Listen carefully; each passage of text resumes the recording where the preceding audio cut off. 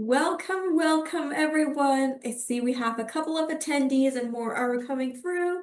Welcome to our JA Trades Expo and we'll get started right now. Just a little bit about us at JA Canada. We delivered over 445,000 learning experiences over just the past year. Many of them focus on career readiness, financial literacy, and entrepreneurship. You might have taken some of our programs via our 14 amazing teams across the country, as you can see from our map here.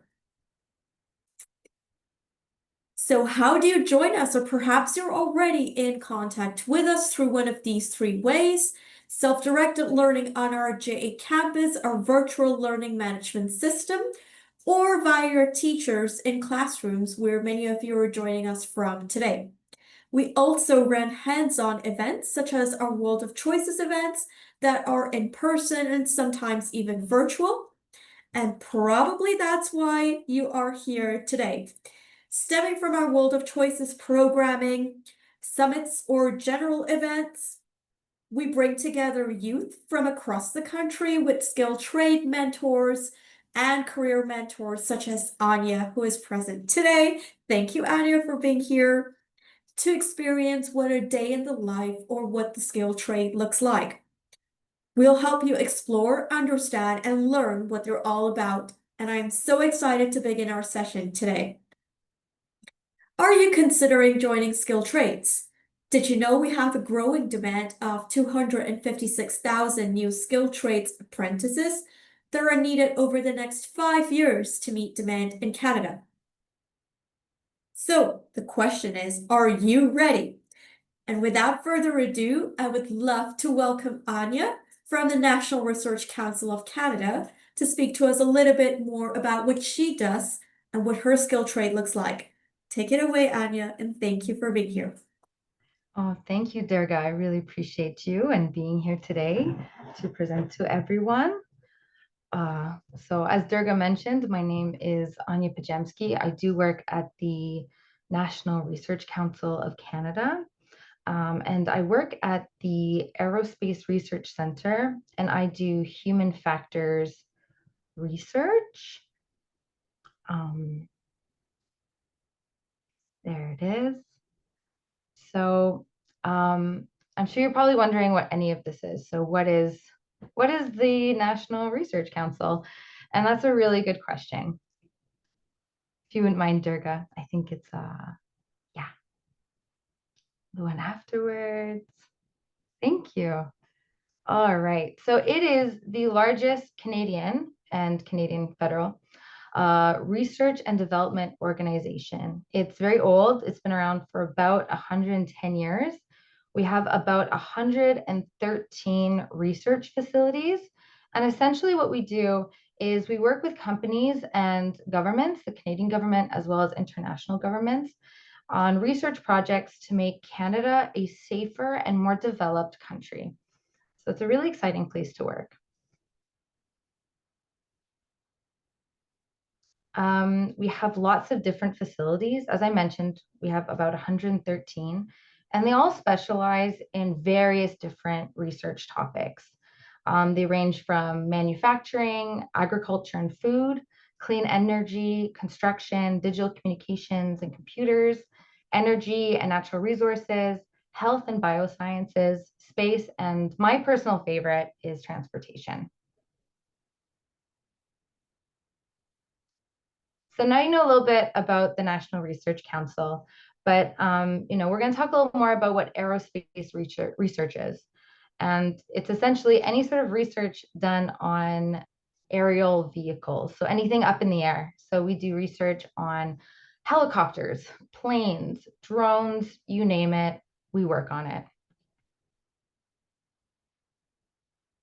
Specifically at the National Research Council's Aerospace Research Center, we have a collection of labs where we do this aerospace research, this flight research.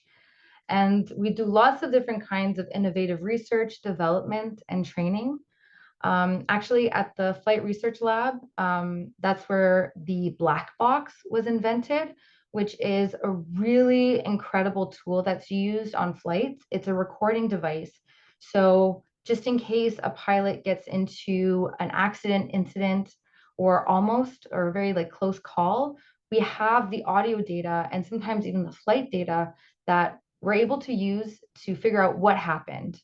And we're able to use that to inform government policy and safety.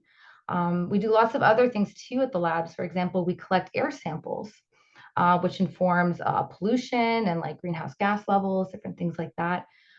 We work on creating clean energy, so electric and hydro engines, which is really fun. We also develop different training for different types of pilots and also different airport staff. And we do lots of different test flights with like modified aircrafts or modified systems. And we do a lot of research currently with improving passenger experience. So how do we make it a more comfortable, safe experience for everyone? And I do apologize. I know my camera's blurred, but my cat is here, so I apologize for the distraction. So this picture is actually, sorry it's blurry, it is from the website that I had to expand, but this is the hangar. So this is actually where I work. I'm actually 90% certain this is a picture taken from the window in my office. But the hangar is where we keep our aircraft. We have about 10, where we do lots of different types of experiments and modifications on. We're right by the airport, so we're able to fly and do lots of different really fun test flights. Yeah, we have a helicopter and we have general aviation sort of aircraft and also more commercial. So it's really fun, a wide range of aircraft types. And we do lots of like training and system testing. Here you'll see a pilot on a flight, on a plane, sorry, that is on the ground. But we have this pilot doing a training simulation using VR, and he's manipulating the actual instrumentation in the aircraft. And it's great for like ecological validity and transferability of skills. So this is just an example of some of the stuff we work on and we do.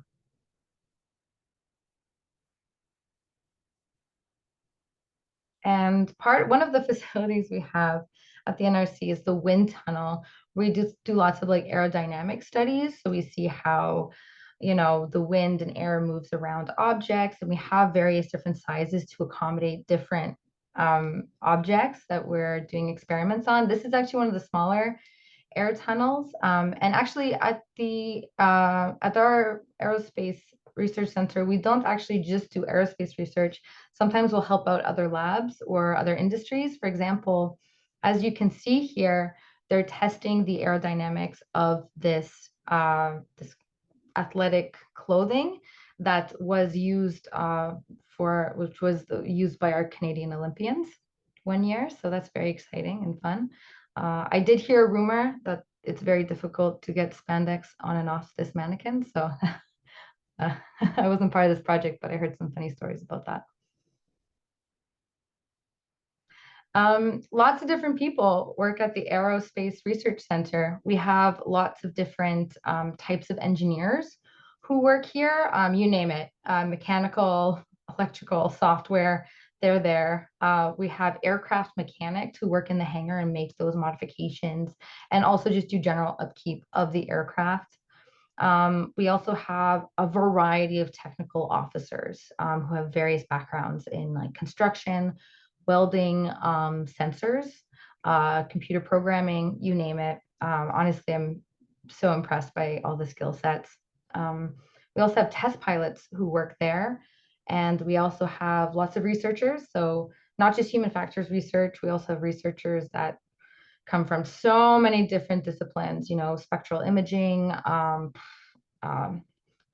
aerodynamics, you name it, we have it. And then, of course, the foundation of any organization, we have administration, we have human resources, we have project managers, people who we even have our finance people who really we couldn't do these projects without. So everyone is a huge part of how we're able to get these projects up and off the ground and successfully completed. So now my third and last question, or you might have, which is what is human factors research? And I don't blame you for having this question. I didn't really learn about human factors until I want to say, I was about 22 years old. It's not a really well-known discipline or study, but it's a discipline study I'm obviously very passionate about.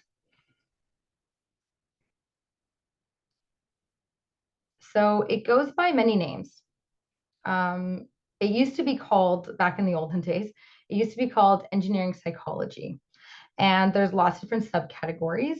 There's cognitive psychology, human computer interaction, psychophysics, ergonomics, and so many more. It's a really broad study, but essentially what it is it's a study of how people interact with different systems and environments, which is very broad, but I'll go into it, I promise. Bear with me. So, our goals as human factors researchers are to optimize safety, optimize efficiency, and optimize overall system performance. And we do this by understanding human capabilities and limitations, which includes cognition, perception, physiology, and even more. And what's really fun about this type of study, this like discipline, is that it's very broad and can be applied to various fields. I do work in flight research, but I have worked in other areas as well. So that's really interesting. And I'm sure at this point you're still like, okay, this is really vague. What, Anya, what is this? What really is human factors? And I'd like to walk you through an example of some of the type of work that you might see us do.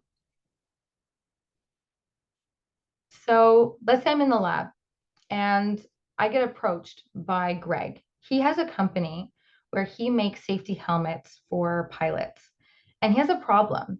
He's found that accident statistics are showing that women who wear his helmet are more likely to get injured than men who wear his helmet. And he comes to me and he says, Anya, I don't know what to do. I don't know what the source of this problem is. Can you help me figure it out? And I'm like, of course, Greg, I'll help you out.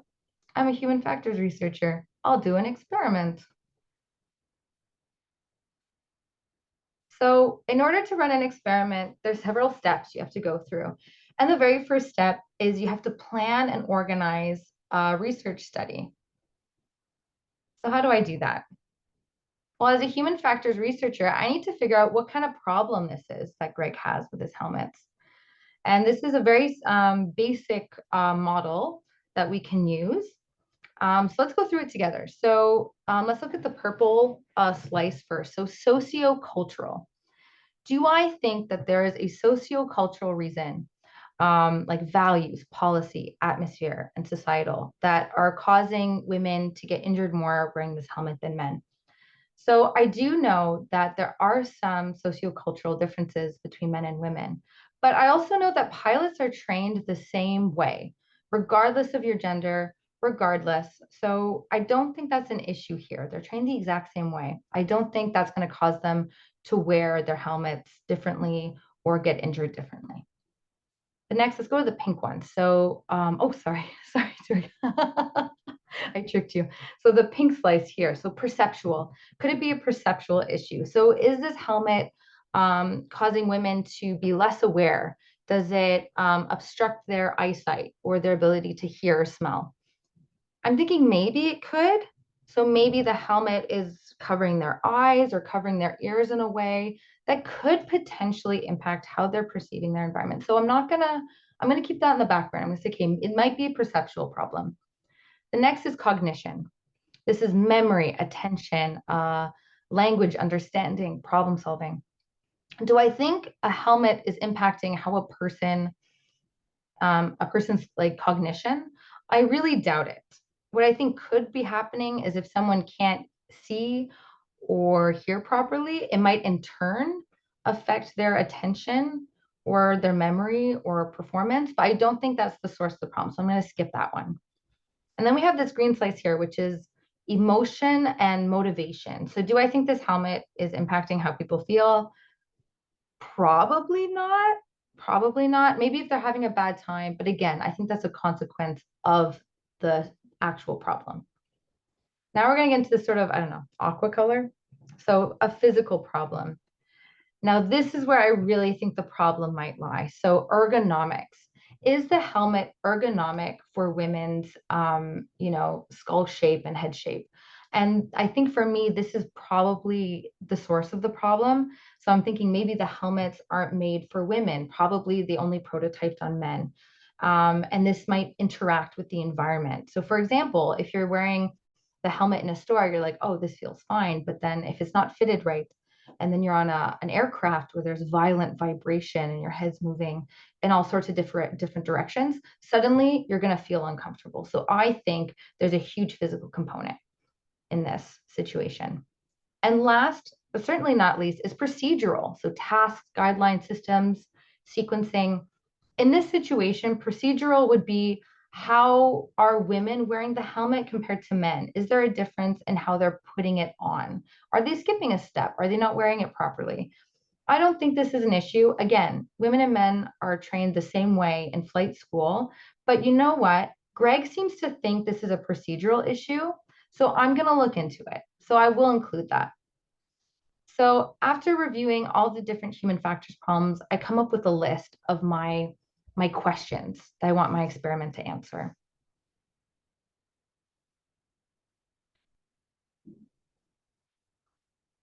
Sorry, Durga, do you mind changing to the next slide? Sorry. Thank you. So what type of problem could it be? So procedural, are women and men wearing the helmet the same way, right? So that's something I'm going to look into. My next question is the shape and size of the helmet ergonomic for women? And does the helmet interact with the flight environment as it should? As I mentioned, if the helmet doesn't fit properly, and then you have someone being shaken in these really intense vibrations, is this causing additional stress and strain on the body? And last but not least, perceptual. Are women able to hear as well as men who wear the helmet? So upon examining the helmet, I'm like, okay, yeah, it's not covering the eyes, but there might be, the speakers might be incorrectly placed, or if there's some sort of shaking or rattling, that's something I want to link into. So these are the questions that I have that are going to inform my research design and experiment and what I'm looking for. So now I have a plan. My plan is to ask 10 pilots. I'm going to have 5 men and 5 women come in to the Human Vibration Lab at NRC. The Human Vibration Lab is this really cool lab where they have this like shaking platform, and we can manipulate how much it vibrates and shakes, and we can simulate how different aircraft shake and vibrate. So we can adjust for that, which is really fun. And it's the reason why we use this is because it's a lot cheaper than and safer than putting people in an actual aircraft. So this is able to give us the experience, but also it's cost effective, and we're able to make sure that our participants, we don't have to have them signing extra consent forms. And it's very easy to get people on and off the shaker. It's a little harder to get people on and off an aircraft, especially if we're asking them questions and asking them to do extra tasks. So how am I going to answer my questions? So for procedure, when the pilots come in, I'm going to ask them to show me how they put on their helmets, and I'm going to have the manual with me, and I'm going to make sure that each pilot follows each step. So that's how I'm going to understand, I'm going to compare these two groups on the procedural question. So for the physical, I'm going to complete an ergonomic assessment on everyone. So they're going to wear the helmet. I'm then going to measure how their head is fitting in the helmet. Is there space where there shouldn't be? And I'm also going to have participants complete a comfort questionnaire. I'm going to see how comfortable are you wearing this helmet for 10 minutes sitting in a chair? And then I'm going to ask again, but after they've been in the shaker for 10 minutes. So this is to see if there's an interaction. Are they as comfortable sitting in a chair for 10 minutes as they are being shaken around for 10 minutes? And the last thing I'm going to look at is perceptual. So when the pilots are in the shaker, I'm going to have recordings playing in their ear every so often. And I'm going to ask the pilots to repeat what they heard, and I'm going to record their responses. I'm going to see how well the pilots understood what was being said to them. And of course, because everyone makes mistakes, I'm worried. I want to make sure that I've covered all my bases. I'm also going to include a short informal interview at the end of each experiment to give the participants the opportunity to tell me how they experienced it. Was there something I missed? Was there a test I should have included? And it'll just give me a little bit more insight potentially to the results of the study.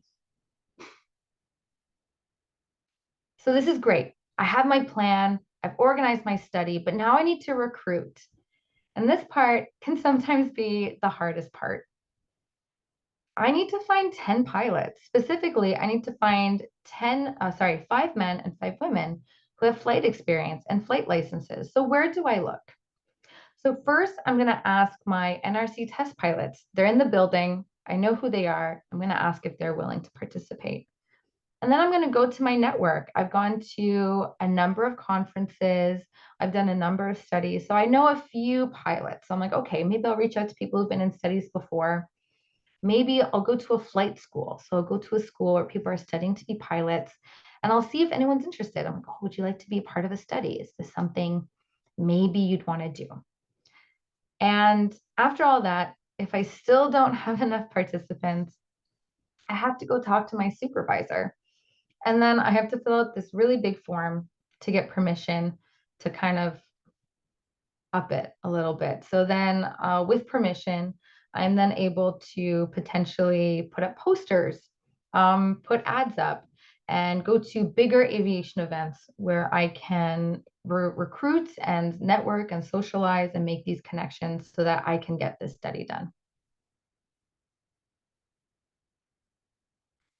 The third step is now I have to collect this data. This is my favorite part. It's the best part. It's so much fun. So essentially what I do is you have to set up the study. So you have to make sure everything's in order. You have all the right consent forms for people to sign. You make sure all your measuring devices are in order. Everything's all set and ready to go. We have pilots come in. I have to schedule them to come in one at a time. Normally they come in for typically an experiment like this. Someone would come in for an hour, anywhere from an hour to 3 hours. We try not to push it too much. And we have them each go through the experiment the exact same way. And in research, this is so important. When you have an experiment, you want things to be the same or as similar as possible for each participant coming in. And this is actually, these are my coworkers in this picture. And I think they're testing a mannequin here. But as you can see, I don't know if you can see, I don't know if you're able to see, but there's little squiggly lines on the screen, but that's actually them monitoring the vibration patterns of the shaker itself, which is pretty cool. We've made so many updates to this, but that's the most recent picture I could come up with. So, but it's a really cool lab. The last step, which honestly is my favorite step, which is it's my second favorite step. So collecting data is my favorite. Analyzing data is the most like it's nerve-wracking, but it's also exciting because you get to like the real like meat of it, which like everything you worked for is like here it is. So you get to analyze the data, you get to see what the results are.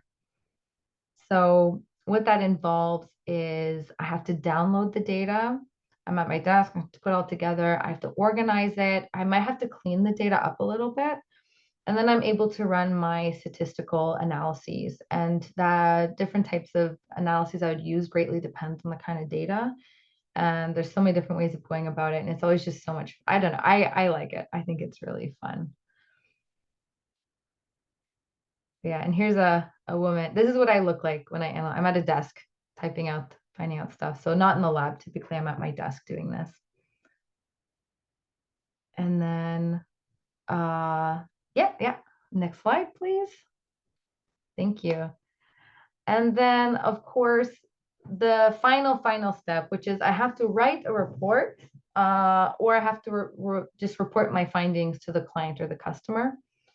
So depending on the project, sometimes I have to write a really, really big paper.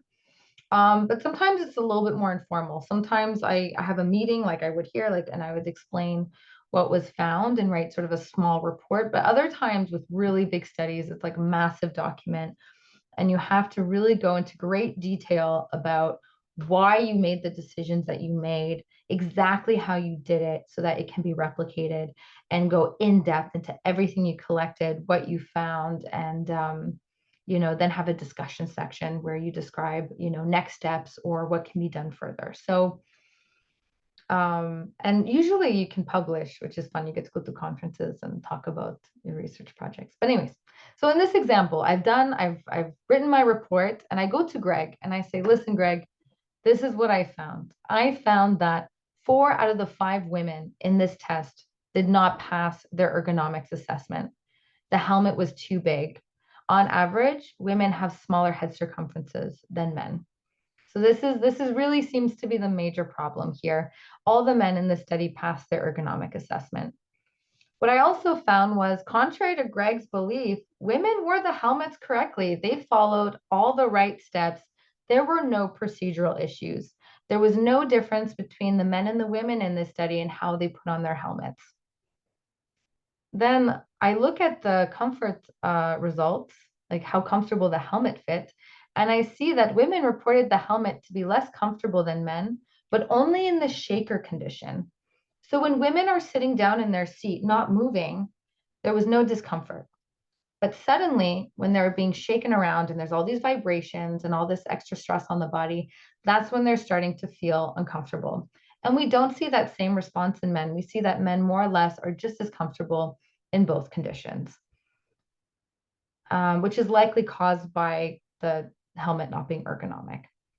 And then we see that women in the study performed worse than men on the audio task. And I think that's kind of funny, right? Because women and men don't hear differently. So when I look into the interviews that I did, the informal interviews, I see that women reported that the helmet was rattling or hitting against their ears, which made it harder for them to hear and to concentrate. So we don't want that rattling. We don't want that hitting. We don't need that extra space in the helmet. We need to make sure it's tighter. So I tell Greg the solution after doing this big experiment is to make more helmet sizes available, especially smaller sizes.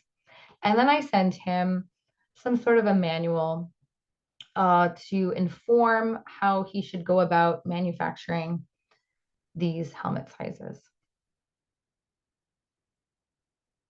So it's sort of hard to describe like a day in the life of a researcher, because through these different phases, right, of planning a study, of recruiting and collecting data, analyzing data, and reporting data, every day looks so different. And that's something that I do really like about my job.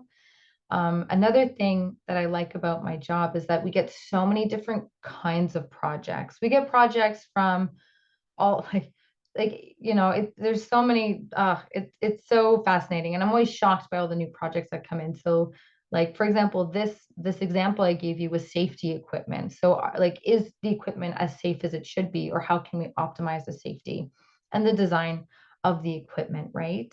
And then we have things like developing and testing interface and system modifications. So right now, autonomy is a really big conversation.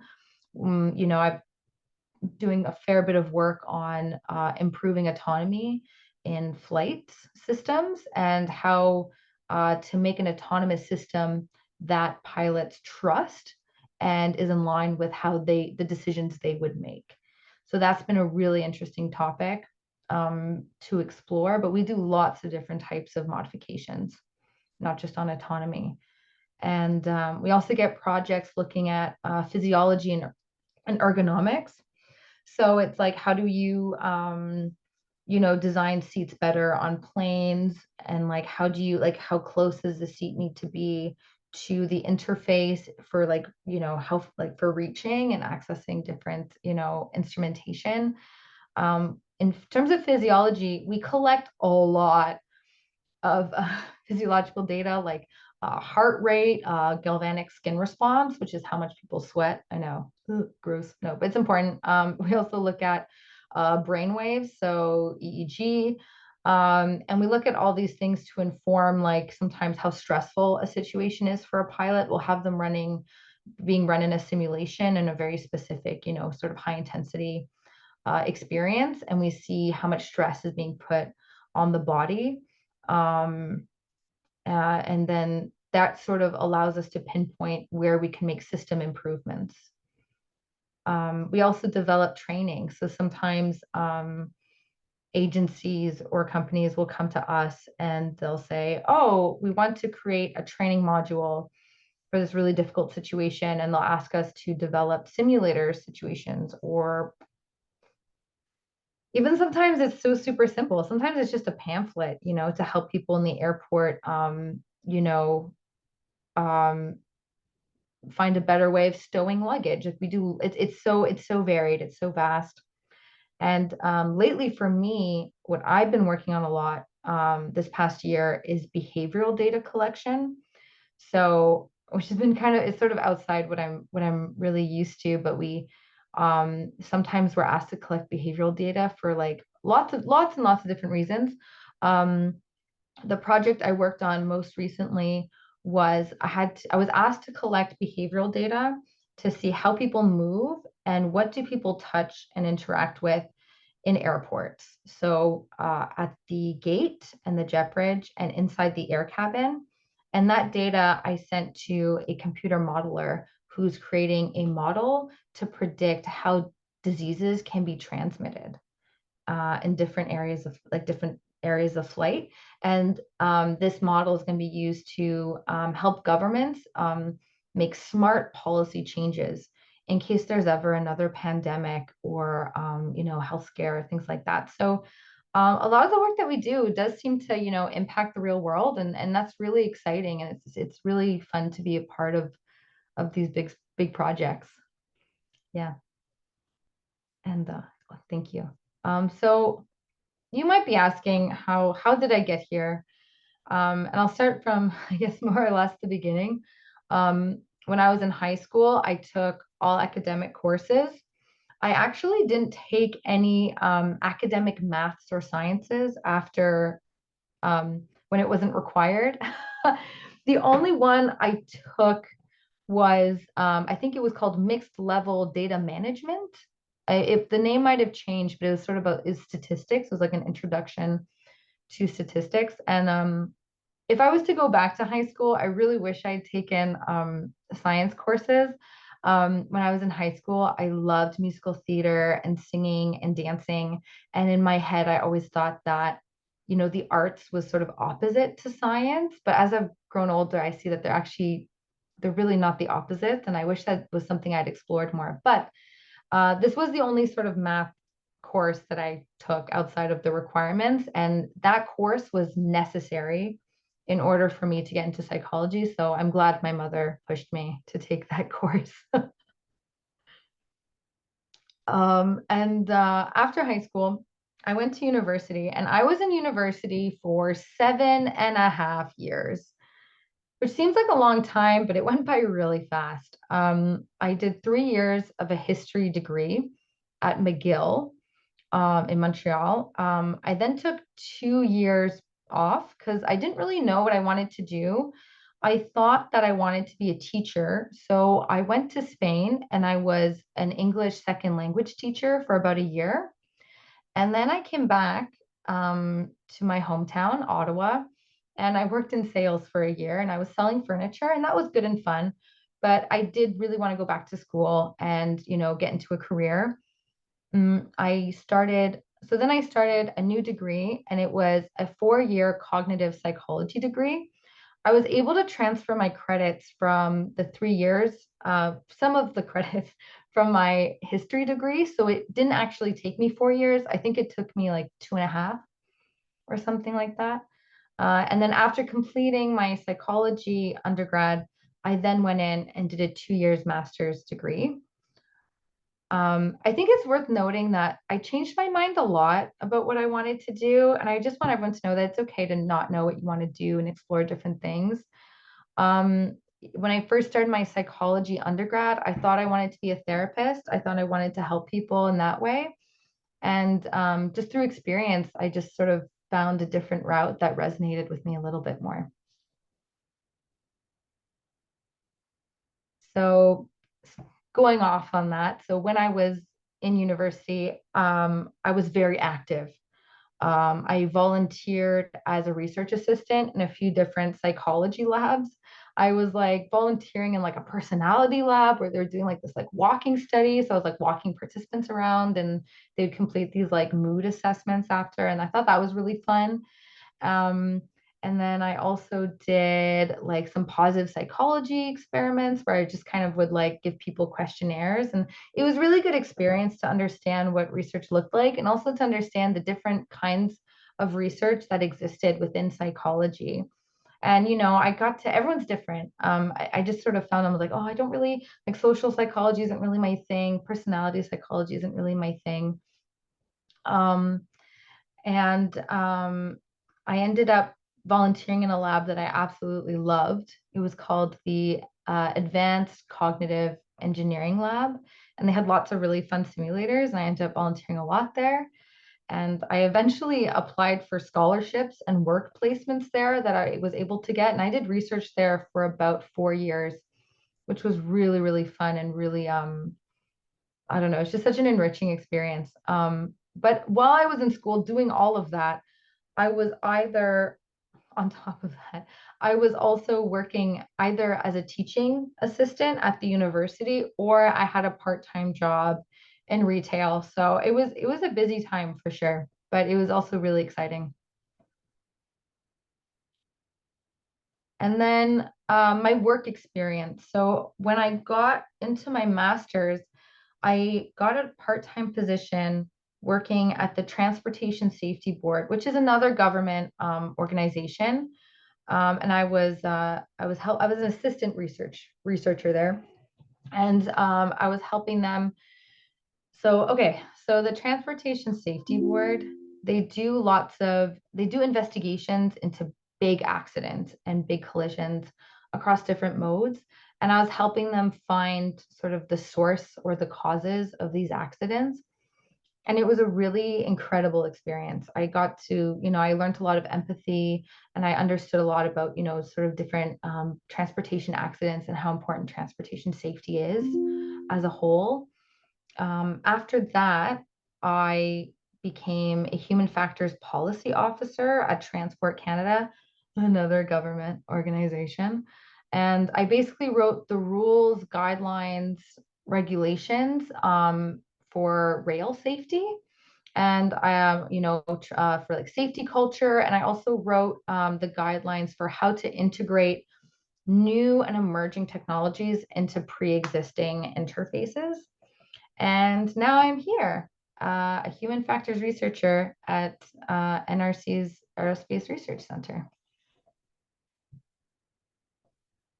So just really briefly, what do I like about my job? I love that I'm solving problems. When I don't know the answer to something, it always bugs me. And I feel like often in my job, I'm like, I don't know the answer. Okay, I'll figure it out. I love being able to learn and explore and have the opportunity to like run these experiments and solve these problems. It feels really enriching. I love that the work is very detail oriented. I think when you work in research or do research, it helps to be a detail oriented person to fixate and focus on the details. As much as I love research, there is a very high standard. I think a lot of researchers are perfectionists and can be quite critical. So I think that's something that works well for me, but it is also something that it's important to be aware of. Something else I like about research is it's a nice mix of working with people and working alone. I feel like I enjoy both. I love talking to people, but I also love being by myself and just working independently. And as you might have noticed, when you go through different phases of a study, some of the times you're working with people a lot and other times not at all.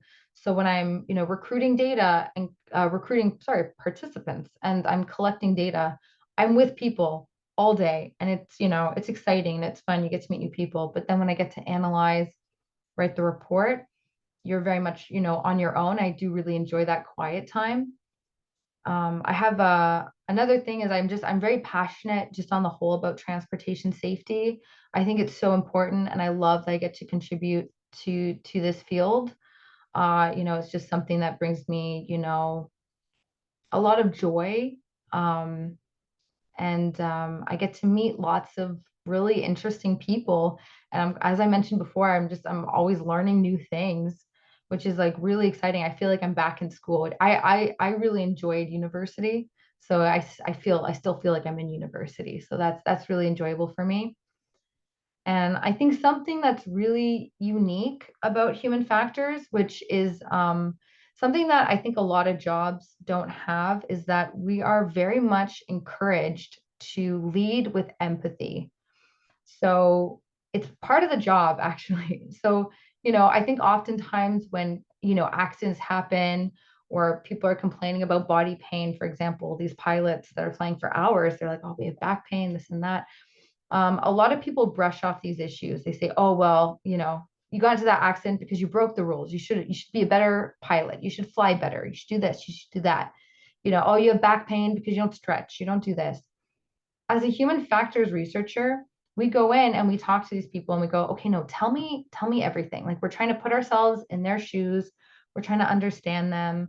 And and I think that's such a beautiful thing. I really enjoy being part of the solution rather than kind of brushing off people's issues and problems. And I think my favorite part is being able to play with like flight simulators, like when we're setting up studies, sometimes I'm playing with VR, sometimes we're making a big simulator, sometimes it's motion platforms where people like moving around, and other times it's like a full blown, facility where like it's like end to end. It looks like and it feels like you're in an airport. And I just think it's such a fun an unusual place to work. And every day is different. So, yeah, that's what I really like about my job. So I hope I've covered enough, but I don't know if I ended too early. But I'm happy to answer any and all of your questions. Thank you so much, Anya. No, no, you ended up perfectly, and I think you left them with the perfect message, especially the point around empathy. Like, I feel that as much as it is applicable across all career sectors, it's often undervalued and not really looked at very often. So, thank you so much for bringing that up. We are going to open up the floor for questions, and I have got a couple here. I guess how relevant is research in the next 5 to 10 years? Oh, so important. So Uh, important. So, with any new and emerging technologies, and there always is, and what's interesting is right now we're seeing it at an accelerated rate.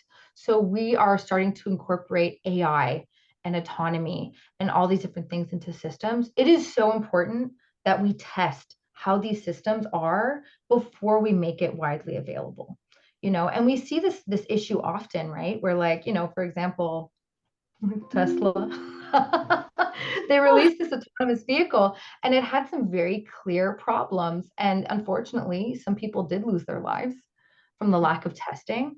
So it's so important. It's so, so important. And like things, I don't think we're going to stop developing new technology. And I think people are starting to recognize human factors as a study. I think historically, what has happened is that we get brought in on a project after the product is already done. right. What's great now is I think there's a higher awareness of like bring us in at the beginning so you don't have to change it twice. Like let's get it right the first time. It might be slower. We do iterative experiments, especially with prototyping. So like, okay, prototype one, I'm like, okay, let's test in a simulator. Does it work? Here are the problems we're seeing. All right, go back. Let's sort this out now. It's so much easier to fix it while you're still developing than to fix these problems after. It's such a pain. It really is. So it is so relevant, and I think it's only going to become a bigger discipline. Absolutely. I love that. And I loved how you structured it through a case to give us that example. And I Mhm. loved what you loved about all the human factors, including research and even writing reports. What advice would you give to, for example, high school students that are wanting to explore maybe a co-op or an internship in human factors? Like, where would they start? And is there even availability of that? I feel so guilt like it's a hard question to answer because it's not a common discipline. It's not, most universities do not have a human factors program. Um, so for example, I studied cognitive psychology and you think, what does that have to do? It's like it's part of it, right? It's so it's tricky. I think that how should I answer this? I think it's important, like, so in order to work in human factors, you do have to have a graduate degree. So you do have to have a master's, unfortunately. I think it's important that when you pick your supervisor, you pick who you're going to do your master's and or your PhD with. Um, I don't have a PhD, not planning on it, but if that's the route you want to take, um, it's important that they have experience with human factors. And the type of work that they do is human factors related so that you get that experience. So even though my supervisor was very heavy into cognition, very theoretical, a lot of his work that he did was very applicable. It was very like applied. And I think naturally I just sort of fell into this like transportation safety sort of mindset. And I got really intrigued into that. And they said, oh, well, like it seems like you're going the human factors route. It's weird for me because I fell into it. It wasn't so for someone to seek it out, I think definitely, look at different university programs, understand that different programs can get you to the same place. So there are engineers that I know, they did a master's in engineering. And then after they finished their engineering, they did a whole bunch of human factors training, and now they're human factors researchers. So there's not one way of doing it that'll get you. There's so many different ways you can go about it. And I love working with human factors researchers that come from an engineering background because they understand the system better and I understand the people better. So when we come together, we make a really good team because we're kind of meeting in the middle. Right. That's So amazing. I don't know if I answered the question, but there's so many ways you can go about it. I think honestly, reach out to my advice for anyone going and seeking any kind of career is you go on LinkedIn, make sure you're an adult and or you have an adult present, but you find the people that work these jobs and you talk to them and you ask them, how did you get in? I don't think there's ever one way to get in that's like the right, correct way. There's so many different avenues you can take. And I think the more people you talk to and the more information you get, the better. I love that, Anya. I think as our students are deciding, it really opens up a world of possibilities for them to consider human factors, especially as you can layer it on, given your different interests, your different specializations. So, thank you so much for bringing all of those points together and showing them that it is a really, really amazing opportunity out there for them as well. So, we do have to wrap up, but before that, would you like to say any last words or give them any final guidances before we close the session? Oh gosh. I mean, honestly, you do you. I think everyone is so different and there's not one right way to do things. I think, the more experience you get, the more things you try, the better you understand yourself and what you like and where you want to go. I feel like, especially now more than ever, there's so many different careers that just, there's so many, every year there's a new job, there's a new field being developed. So, you can't possibly know everything that's out there, but the more you know, the better. And let that guide you, like, what feels good for you. Absolutely. I love that as a takeaway. Thank you so much, Anya, for being here today and for your support. And if there's any questions that you still may have, just feel free to send them along our way, and we'll make sure that those get passed on to Anya in the next couple of weeks to give you our best. Thank you so much for your support, and see you at our later sessions. Thank you. Bye, Anya. Take care. Bye. Take care. Thanks again.